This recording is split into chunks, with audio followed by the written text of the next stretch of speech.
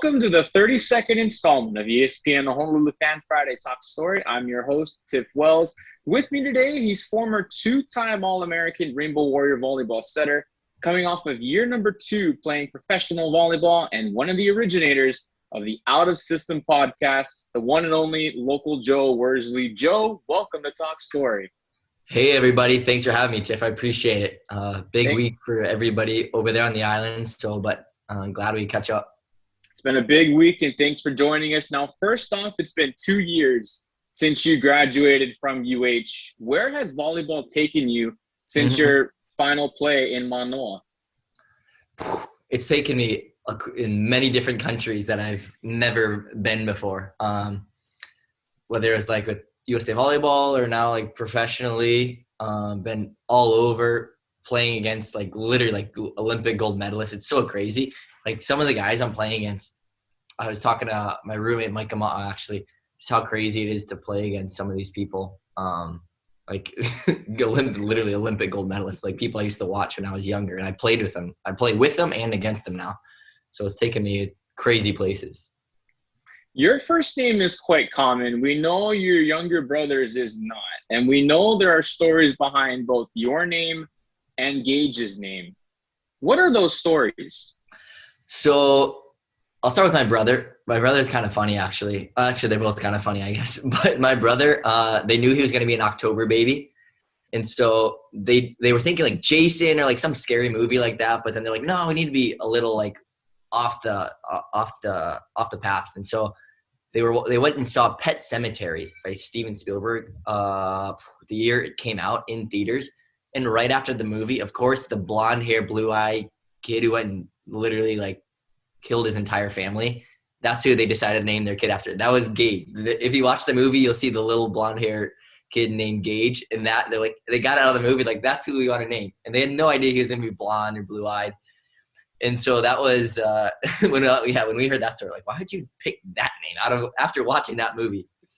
And then my name was my dad always has been, our whole entire family is huge San Francisco 49er fans.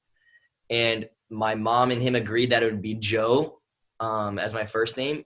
And they never kind of like, my dad joked about it being Montana, and he just got handed the papers for the birth certificate. And he's like, well, it's my choice. So we wrote down Montana middle name and never looked back. And my mom didn't really have a say. So I think she had a little bit of say with my brother's name. It's a family name though. His middle name's Thomas. But yeah, mine, Joe Montana Worsley. And so, but I think it's super cool. And you are a big Niners fan, right? Huge Niners fan. Yeah. There's a signed football in our family's house, and it's from Joe Montana to Joe Montana is what he signed it as. But huge 49er fans. Now, not many people know, but you were born in Missouri. Your hometown is listed as Moraga, California. And you've always said that you and Gage have always shared a bedroom growing up. Describe for us what it was like to live with Gage. Living with Gage. So here, the thing with Gage and I is I'm a little more, I would say messy, but I'm a lot more like hygiene, a little more clean. That's how I've always put it. Like, and he'll clean stuff up, but sometimes he won't do his laundry or stuff like that. He's gotten much better as he's got older. But growing up, like he would do some stuff like there's crazy. I would find bags of marshmallows under his bed, fireworks under his bed. I don't know if he's ever told that story. You find like all kinds of random stuff, and then his dirty underwear just in his bed. Like just you find everything in his bed. My mom would always yell at him. And I mean, I've never been like super crazy, like everything has to be straight. But I make sure like dirty laundry gets washed. I'm not wearing like dirty clothes and stuff. And so that's how it's always been. And Gage and I, like growing up, we fought like crazy. I think most people not, even at Hawaii. I don't know if we've ever told this story, but now that we're both done, who cares? My senior year, my junior year, I remember the morning of Irvine, he and I in my apartment. I'm a junior in college. He's a freshman. And we get into this brawl, like straight, like we're punching each other, like just drilling each other. We come out and we go to serve and pass the morning before Irvine in the regular season. And we have like bruises where he and I are both bleeding in places and stuff. And Charlie just like, what the heck happened to you? And he knew right away. But we got in this huge fight. And then my senior year, I remember before USC, he and I, we were playing this little like mini volleyball game. And in the locker room, because I remember the match before went super long for some reason. So he and I, like, we just had to do something. And we got so fired up. We like got into a huge fight again, like in the locker room. And we went out, we were just like so adrenaline, like just on overload, and we went and played super well. But that's how we always play. Like we've gotten in huge fights, like right before matches in club volleyball, in our room, like all that. And so, but that just like motivates us. But the thing is, like when we fight and we argue, we fight, and then we can literally just go like grab dinner together or something. Like it's over. That's how we are. But we fought like crazy when we were younger. The funny thing is, yeah, like in terms of roommate though, my first time ever having my own room was when I was in Germany, when I had my completely own apartment. So it was so weird. Like through college, I always shared a room. And then when I got to Germany, like, yeah, here's your own apartment. I'm like, it was so weird for me. So I don't mind, like literally here in Hermosa Beach, Gage, Mike, and I are sharing one room. So but we're just like used to it. We love it. Fall of 2015, you head to Hawaii for your freshman year. Was it tough to be so far away from Gage? Yeah. I think the biggest thing for Gage and I is always like the stuff off or on the court more so. Like I know because we've always made each other like so much better. And that was part of like the recruitment of Gage is like I told Charlie, like, trust me, like the whole team will just play better. Like our connection just for some reason. I don't know. I don't even know how to describe it. Like I know it brings like the best out of everybody. And it took a little bit for me to convince Charlie, I think, because he was so used to just recruiting Hawaii liberos. And so, but it was for sure different. Yeah, being away from him. I know he too got into a little more trouble because I wasn't there like cracking him, smacking him across the head for doing dumb stuff at home. So he kind of got my parents all worked up at times because he just made interesting high schooler decisions. And so, but besides that, no, yeah, I was super glad when he came to Hawaii. Every school, when you were coming out of high school, was looking at you to be a libero, and you had a dream. We've heard from your dad, Roger. We've heard from mom, Christine, about you always wanted to be a setter. What led you to continue to look at schools and try to wait and see for ultimately UH being the one to give you that chance to be a setter? Yeah.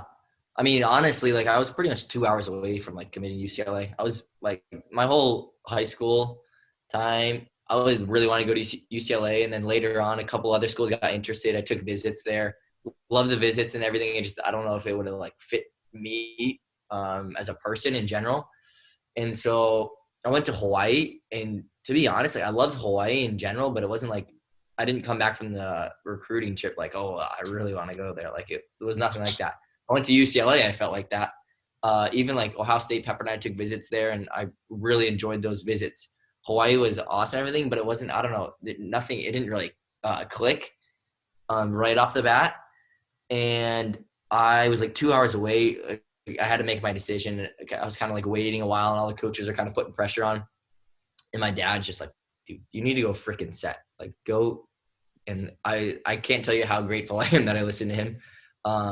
That decision is the best decision I've ever made in my life, for sure, to go to University of Hawaii, because it opened up so many opportunities, gave me this, like the way like I matured on the court, off the court, in life in general at the University of Hawaii. It allowed me to really kind of grow, and so I've always really appreciated that and been very grateful of that opportunity. But yeah, it was just kind of like, it was weird. It was, to be honest, it was like boom boom, and then I'm going to Hawaii. Like it wasn't like I was like, okay, yeah, I thought about it for a while. I think I'll go to Hawaii. It was like, all right, going to Hawaii, and signed. It's kind of crazy.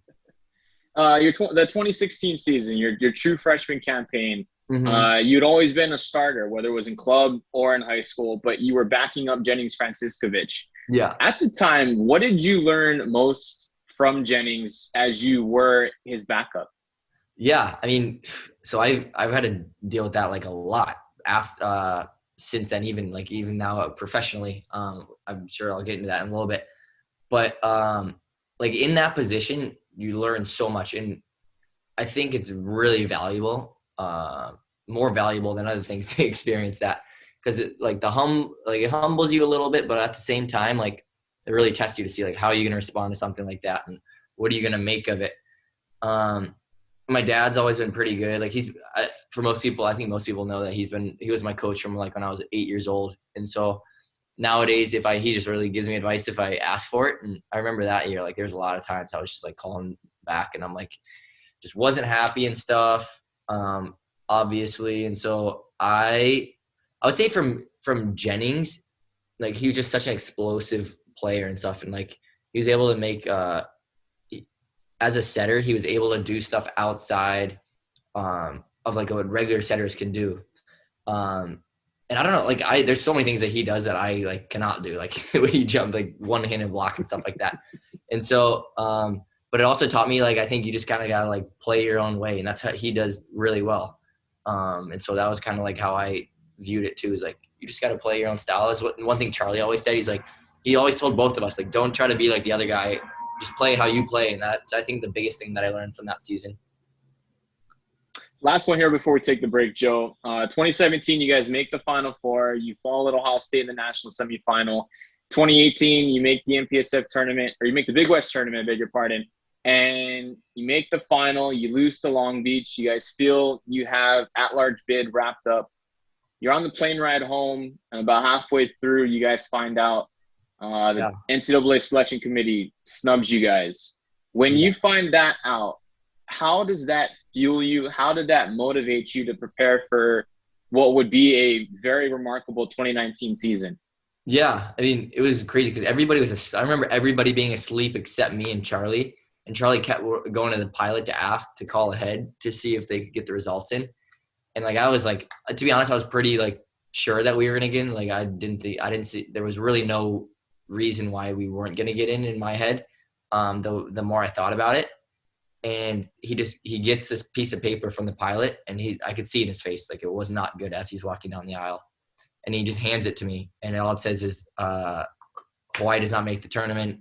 Their season is over. And I read that. I'm like, are you kidding me? I thought it was a joke. I'm like, no way. Like, as soon as we land, like, we'll find out. Like, I thought it was, like, not true.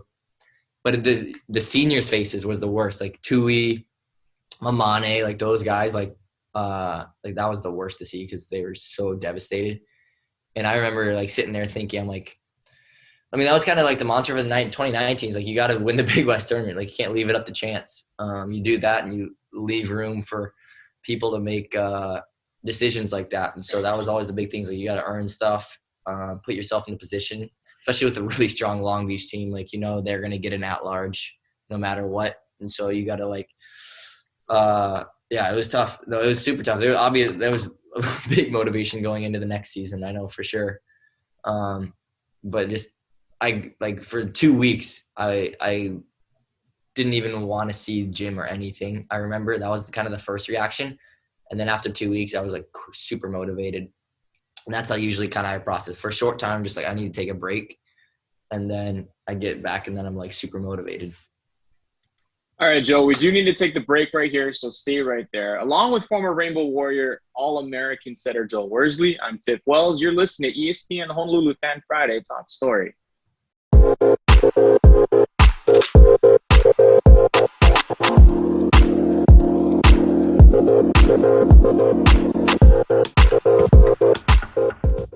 Welcome back to episode 32 of ESPN the Honolulu Fan Friday Talk Story. I'm your host, Tiff Wells. We're here with former UH men's volleyball setter Joe Worsley. Now, Joe, we talked about 2019. Was there any internal talk about the set streak? No. I mean, I didn't even realize that was a thing until like super far along. I hadn't even thought about that, to be honest. And all the time, the media is the biggest like ones who like push that thing. Like for us, like it's nice. Like you don't go into any set like expecting to lose it, and so I think we benefited from a couple things. You know, you have to get a little bit of luck here and there. There's a couple sets I remember it's like point here or there and you lose. So and so for us, that was not a big thing at all. I think it was actually kind of important for us to lose a couple sets late to go into the Big West tournament and stuff. Because not having to play a fourth set or anything, that's kind of crazy to think about, not to like the last weekend or whatever it was. But that was definitely not, I don't remember ever speaking about that. 2019, of course, you just mentioned the Big West Conference tournament, playing Long Beach, your final match at home, wearing the Hawaii jersey.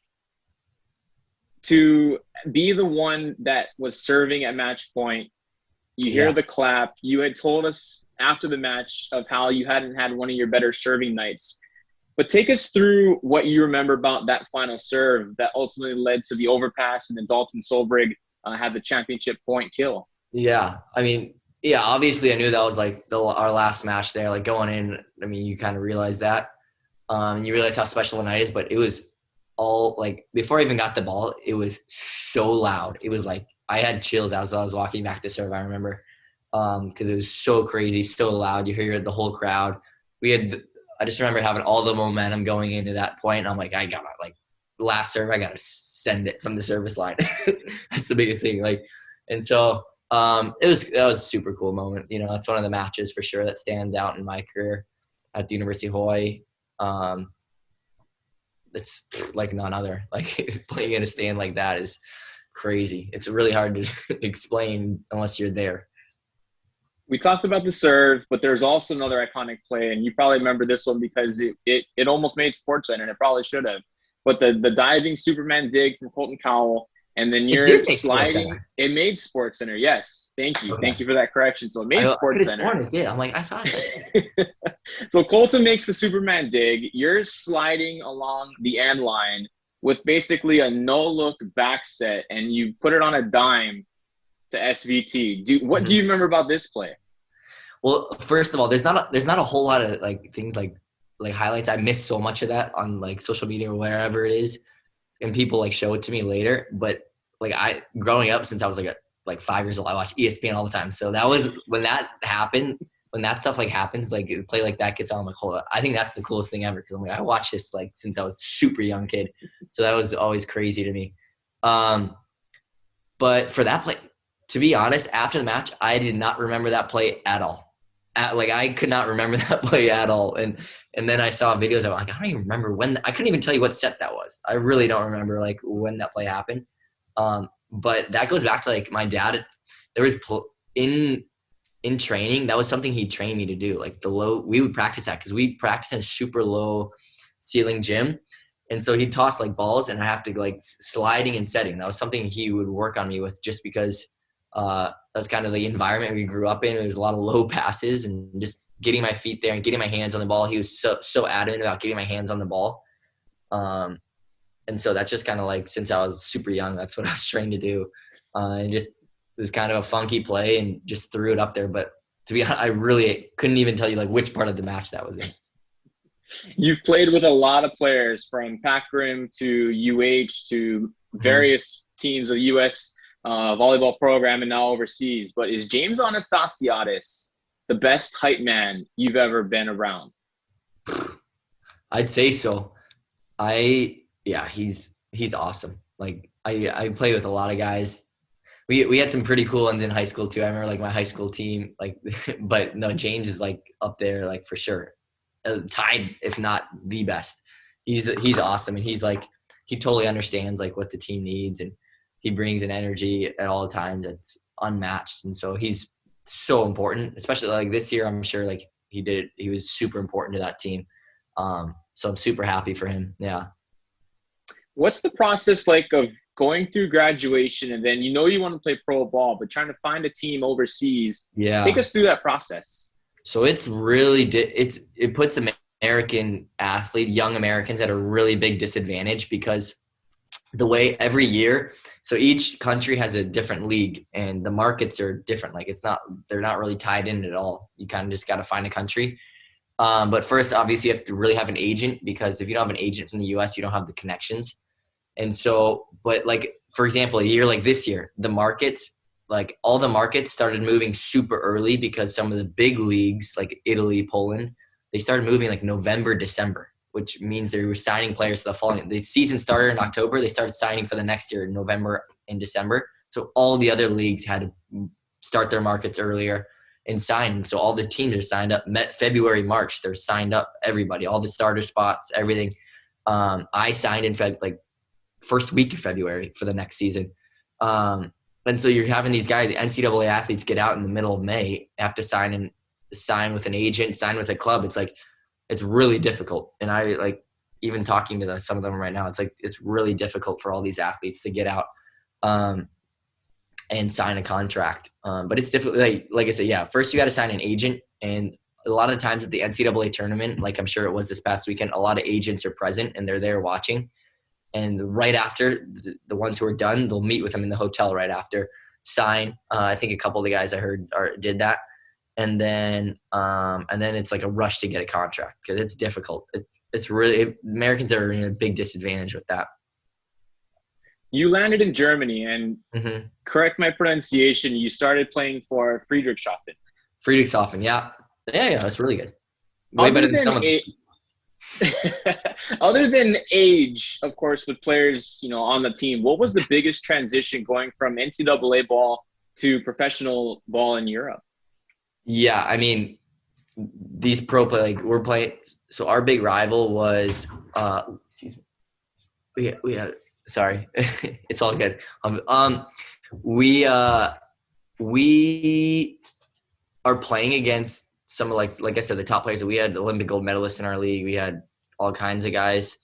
And the biggest thing is just how refined their skills are. They don't make, I call them dumb errors, in critical situations. That's just not happening. You have to earn so many points. Even even at NCAA, you watch it. There's some stuff that happens. You're like, you don't get away with that at the next level. It's it's a little bit of a learning curve. I would say the power and stuff, it's pretty similar. Like in the NCAA, you have some people who are bringing it. But it's just the mental side of it, knowing when to go for it, knowing in different situations, they're so good at getting out of situations that you kind of have to learn. And I've learned a lot over the past 2 years, to be honest. There's a lot I've learned. And I'm super excited going into my third year. I think that I'm going to be able to really take what I've learned going forward. And everybody else who I talked to too, I was kind of in the same boat where you learn a lot in your first year or two overseas. And you're moving clubs within the German Pro League, correct? I am, yeah. I'm moving. So who are you going and playing for now? Lüneburg is the name. SVG. It's in the north. So I was in literally pretty much Switzerland, my last club, and then I'm moving up into almost Hamburg. We're pretty much Hamburg next season. And we are, I'm really excited. We have a brand new arena. They just built a $24 million brand new arena, super nice.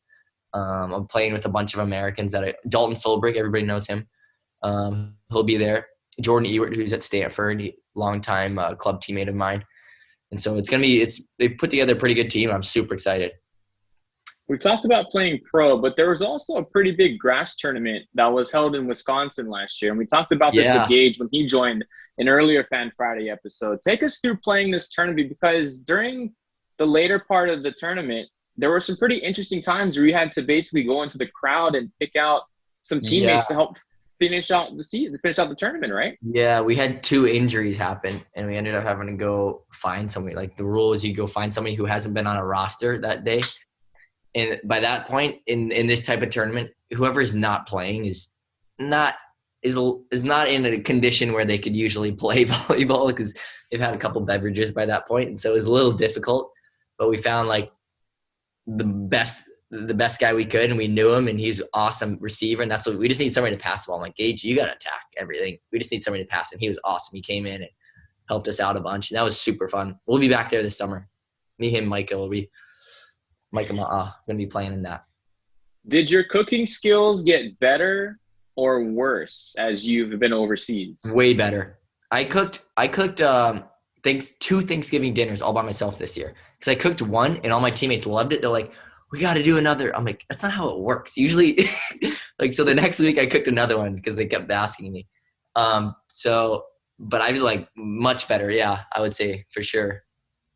We know the last 14, 15, 16 months, they've been quite different. That included no fans in the stands over at Simplified Arena, the Stand Sheriff Center. But there were a few cardboard cutouts. One was your younger brother, Gage.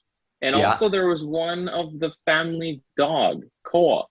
Who decided to put Kai? Thank you. Yes, Kai. Who decided within the family to have Kai be on a cardboard cutout?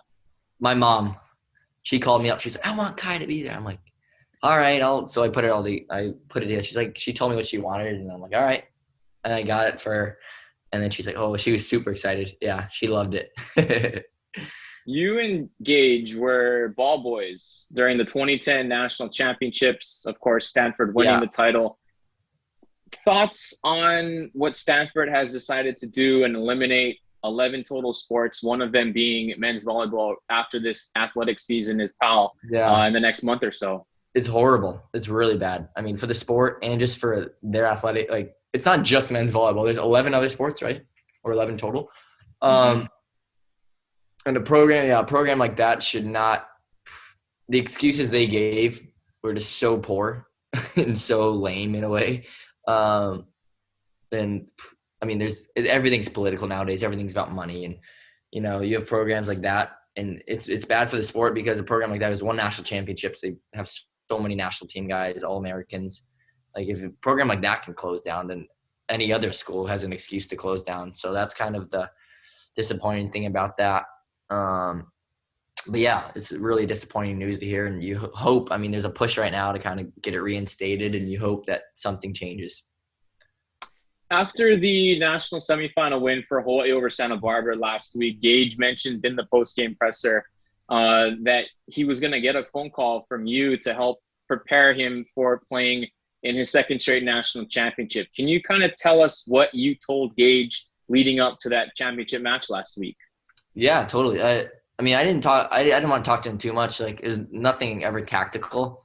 I just remember, like, the first time, like 2019, we were in it, and I felt like there's just too much.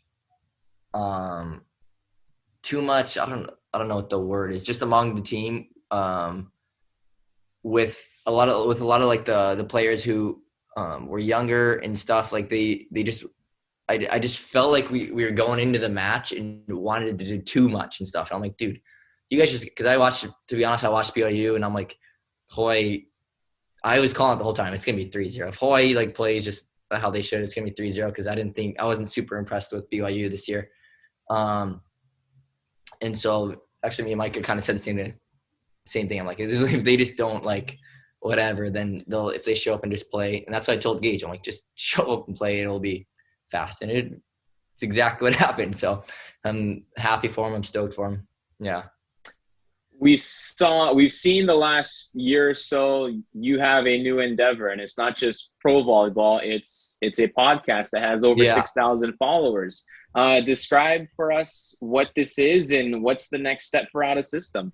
Yeah. So Out of System, it's kind of turning into a brand, and the podcast name is If You Can't Handle the Heat. That's the podcast me, Mike Gage, my brother, host. And that's kind of turned into its own kind of animal. It's pretty cool. We get a lot of good feedback about that. And that's going to be growing. We're figuring out ways to take that the next level. But we want to really grow it into a company where we have different branches. And it's starting off this summer. We're going on a tour where we're hitting up the biggest outdoor volleyball events. And then along the way, we're hosting all these big clinics at big clubs throughout the U.S. And we just want to connect, and we're going to have merch going on sale here very soon. We've been getting a lot of DMs about that, especially with Gage and Rattle all being done. We're going to be moving forward with that. Some really cool stuff, but I'll keep secret about what exactly it is. And yeah, it's going to be a 5-week tour. We're going to have some different events. We'll be hopping around the United States, and then we're figuring out right now, we're kind of putting in plans to grow the brand in a way and grow the company. And so, yeah, it's pretty cool. We enjoy it.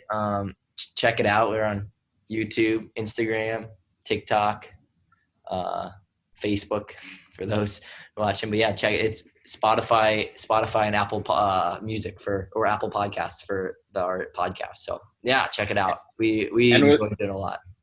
It was quite funny because last year you guys gave your predictions as to who was going to win the national championship, whether it's UH or BYU. And you came on and said, okay, guys, I have a stunner, I have a shocker I'm going with. And then, of course, you said University of Hawaii. Yeah. Of course, Michael, born and raised out here in the islands, did the same kind of thing and said he's going to shock the world. And he also said UH, to see your alma mater win the title with players that you were on the team with a few years back. What did it mean? What did it mean to you? It's super cool. It's awesome. Everything kind of worked out well. You got all the older guys back. That was super important. But yeah, it's so awesome. Happy for everybody. Happy for all the fans. It was just like good. It was about time. It was good timing for everything. And, especially with a year like this, it was cool. You just got to play for a championship. That's super. I think that's the first thing that they were able to play and then come away with it is super awesome and super stoked for all those guys. Happy for my brother. I just want him to get over to LA now because we need to get stuff started for out of system. But he's taking his time over there, kind of rolling in all the confetti, I guess, over in Hawaii right now. So we've been pushing to get over here. We see his hashtag on social media here and there from G-Swizzle, this one being the Libero Diet. Yeah. If there was a setter diet, what would it consist of? Well, the point of the Libero Diet is to keep him very grounded. Unfortunately, setters can't be very grounded. You need to be a little faster and stuff. So, but at the same time, like you need to be happy. So it's a balance. I think everything in life is all about balance. And so my brother, I think, is imbalanced at times. And when he gets over here, like for all the tournaments we're going to be playing this summer, I'm going to have to make sure he's a little more because he's going to be having to do all kinds of things. So he can't just be on the Libero Diet full time. As many as others that the Hawaii fan base, it's not just around the island, it's not just around the state or the country, it's around the world. If you had a chance to say thank you, or if you had a message for those Rainbow Warrior fans out there, what would you like to tell them? Oh, I'd just like to tell them thank you for everything they provide for the program. I think you hear a lot of the guys talk about it, how special it is. And it's a huge, for many reasons, I think it's such a huge tool for the university. And nowadays, that's why the program's been so strong. Everybody wants to go there. I remember when I first committed there, like, to be honest, there wasn't like a whole lot of guys jumping at the bit to go there. Nowadays, like, they can't, they don't have enough room for all the guys who want to go there, all the top players who want to go there. And so that's super cool. And for the fans, you just stay faithful. That's the biggest thing I say is, like, no matter what happens, you got to make sure that you back this team. It's going to be a transition next year. They have a lot of guys that are left. You need to continue to support because it's really important for this program that the fans are there and they have the support from the state, from the fans across the world. And so that's the biggest thing I would say is, like, thank you, first of all, for everything you've given me, and just continue to provide that support no matter what happens here in the future. All right, Joe, we lied. Last one, promise. All good. Favorite head coach Charlie Wadeism? Favorite head coach Charlie Wadeism? Well, I guess it has to be the one he'd always tell me, set the ball or set the bench, which he would always say that. I really don't understand what it refers to, but he would always say that to setters. So I guess I have to say that because you guys have heard all the other ones. All the other guys say it. So, but he always told the setters, set the ball or set the bench. So I guess it has to be that one. Number one in your program, number one in your heart, local Joe. Joe, this has been so much fun. Thanks for joining us, and best of luck in Lunenburg. Thanks for having me. This upcoming season. I apologize for the horrible lighting in our apartment. We don't have very much lighting, and it's getting dark here in California. But Tiff, you're the man. You're the best. You're the best voice in all of volleyball, and I have really great memories about having you courtside throughout my career. And thank you very much for everything you do for the program, for the state, and take care, everybody. Aloha. Anytime you come back, the analyst seat is waiting for you, Joe. For Joe Worsley, as well as the rest of us here at ESPN Honolulu, I'm Tiff Wells saying thank you so much for joining us here on episode 32, our 32nd edition of ESPN Honolulu Fan Friday Talk Story. Until next time, wear that mask, stay safe, and be socially distant.